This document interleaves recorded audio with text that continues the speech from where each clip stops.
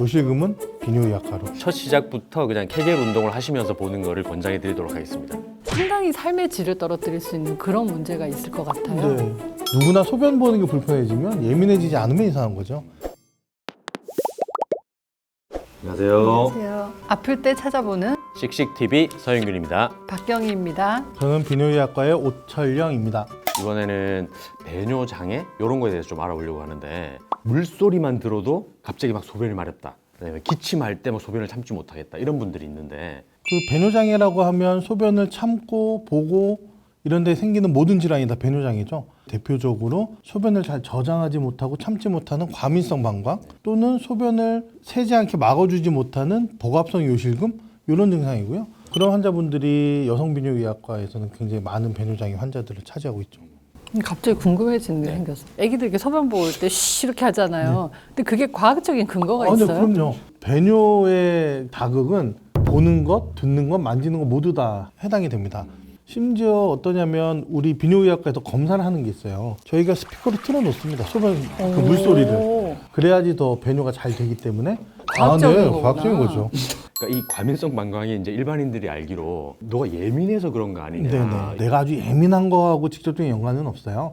누구나 소변 보는 게 불편해지면 예민해지지 않으면 이상한 거죠. 심리적인 요인도 전혀 없다고 볼 수는 없지만 그 원인 자체는 기능적인 요인이 더 많이 차지하게 되는 겁니다. 저장 기능에 이상이 있는 대표적인 질환이 과민성 방광이거든요. 조금만 소변이 차도 과도하게 배뇨 활동이 생겨서 바로 화장실에 가야 되는 거죠. 나는 뭐 너무 자주 보는 것 같아? 뭐 나는 별로 안 보는 것 같아? 이렇게 하는 게 객관적인 지표가 있나요? 통상적으로 정상 성인은 6회에서 8회 정도 주간 배뇨를 하면 정상 범위 안에 든다고 합니다. 한 번에 얼마나 봐야 되는 거예요? 그냥 일반적인 정상 성인은 250에서 350 사이를 봅니다. 우리가 소변을 너무 참아가지고 막 그때 재보면 450 정도 봅니다. 실수했다 그러면 600 이런 정도 됩니다. 이런 사람들이 과민성 방광이 많다. 혹시 그런 조사가 있나요? 네, 과민성 방광이 왜 생기느냐? 가장 큰 위험 인자는 아쉽게도 나이입니다. 여성이 중년 이상, 남성이 고령 이렇게 나이가 들수록 많이 생기게 되고요. 그 이외에도 재발성으로 요로 감염이 생긴다든지 여러 번의 출산력도 관련이 있는 것으로 되어 있고요. 남성 같은 경우에는 전립선 비대나 신경성 방광과 같은 기저질환 그리고 남녀 공이 당뇨와 심혈관계, 순환기 계통의 질환이 있는 경우에 유병률이 더 높아지는 것으로 되어 있죠. 이게 무슨 생명에 지장을 주거나 맞아요. 이것 때문에 막 뭐 사망을 하거나 네네. 이런 건 아닌데 상당히 삶의 질을 떨어뜨릴 수 있는 그런 문제가 있을 것 같아요. 네. 혹시 진단은 뭐 어떤 방식으로 하게 되는지? 가장 중요한 게 본인이 언제 소변을 어떻게 보는지를 적는 배뇨일지라는 걸 쓰게 합니다. 소변을 본다는 거는 사실은 내가 언제 화장실에 갔지라는 생각을 잘 안 하는 게 가장 좋은 거예요. 저는 오늘 화장실에 몇 번 갔지? 잘 기억이 안 나네. 이렇게 돼야 되는데 야, 나는 계속 화장실에 간다. 이렇게 되면 되게 불편해지는 거거든요. 막상 적어보니까 이렇게 안 가네라는 분들도 있지만 배뇨일지만 봐도 이분의 불편함이 그냥 느껴지는 분들도 많이 있어요. 1시간에 한 번 또는 30분에 한 번씩 가는 분들도 많이 있거든요.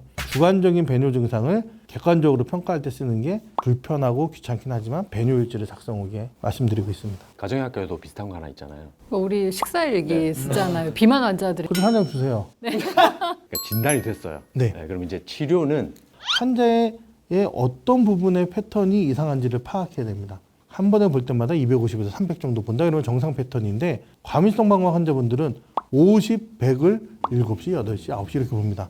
그러면서 굉장히 참기 어려워해요. 이런 분들한테는 방광의 기능적인 용적을 늘리는 치료에 초점을 맞춰야 될 것이고 물을 굉장히 많이 먹어서 자주 가는 분들은 적절한 수분 섭취를 도와드려야 될 것이고 어떤 분들은 소변이 굉장히 많이 차 있는데 조금밖에 못 보는 거예요. 350이 차 있는데 50을 보고 이런 분들은 잔뇨량을 줄여주는 치료를 해야 될 것이고 이 환자의 소변 패턴 중에 어느 부분이 문제가 있는가를 확인해서 그 부분을 우선적으로 교정하는 데 초점을 맞추게 됩니다. 지금까지는 저희가 과민성 방광에 대해서 얘기했는데 가장 흔한 질환 중에 하나가 또 요실금도 있고 네. 그런 질환이 있는데 저희 모형 준비됐나요, FD? 엄청 무거워. 소변을 잘 참지 못하고 저장을 잘 못하는 경우는 요 방광의 체부에 문제가 있는 거고 방금 말씀하신 것처럼 소변을 새는 거 있잖아요. 그거는 이 요도와 이 요도 관략근의 문제라고 할 수 있겠습니다. 이거는 물탱크고요. 요거는 수도꼭지입니다. 이렇게 설명을 드리고 있죠.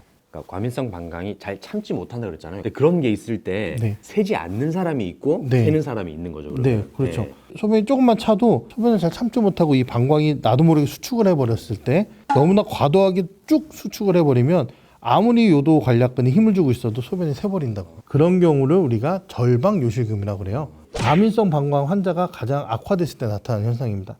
똑같이 소변이 새도 기침, 재채기, 줄넘기, 뛰거나 웃을 때 나도 모르게 소변이 샌다 이렇게 얘기하시는 분들은 이거 자체, 요도 관략근 자체가 약해져 있는 분들은 복압성 요실금, 이 관략근의 문제고요. 화장실 가서 바지 내리기도 전에 나와버린다, 참지 못하고, 그거는 절박성 요실금, 이 방광이 문제가 있는 분. 이제 치료는 네. 어떤 식으로 넘어가게 되는지. 그래서 검사를 해서 만약에 복압성 요실금이 좀 더 주증상이다, 또는 과민성 방광과 절방 요실금이 주증상이다에 따라서 치료 방침이 좀 다른데요. 가장 큰 두 가지 원칙은 복압성 요실금은 약물 치료보다는 수술 치료가 1차적입니다. 과민성 방광이나 절박성 요실금은 수술보다는 약물 치료나 시술이 우선적이에요. 물론 서로 영향을 미치긴 하지만 어느 게 주 증상이냐에 따라서 첫 번째 어떤 치료부터 시작하느냐를 결정을 하게 되죠. 그러니까 헐거워져 있는 거는 수술로 쪼여주고, 네, 쉽게. 과민한 거는 약을 약으로 써서 좀 이완시켜주고, 네, 이렇게 네. 생각하시면 이해가 빠릅니다. 특정 근육을 좀 강화시킨다던가 이제 그렇게 해서 할 수 있는 운동 같은 게 혹시 있을까요? 네, 있습니다. 이 골반 근육은 강화하면 강화할수록 이 기능을 더 탄탄하게 받쳐주는 역할을 하게 되죠. 고령으로 갈수록 더 많이 생기잖아요. 그 원인 중에 하나도 이런 전체적인 근육량의 감소, 좋아하시죠? 근육량의 감소? 그런 경우에 이제 생길 수 있으니까 운동요법이 굉장히 중요하다, 이렇게 생각할 수 근데 있겠습니다. 사실 케겔 운동은 저희가 뭐 보여드릴 수는 없지만 네. 그냥 이렇게 방송하면서도 할 수 있는 거잖아요. 아, 네, 할 수 있죠. 네네. 인터넷이나 유튜브에 많이 소개되어 있고요. 굉장히 여러 도움을 받을 수 있을 것 같아요. 혹시 꼭 이것만은 꼭 얘기하고 싶다.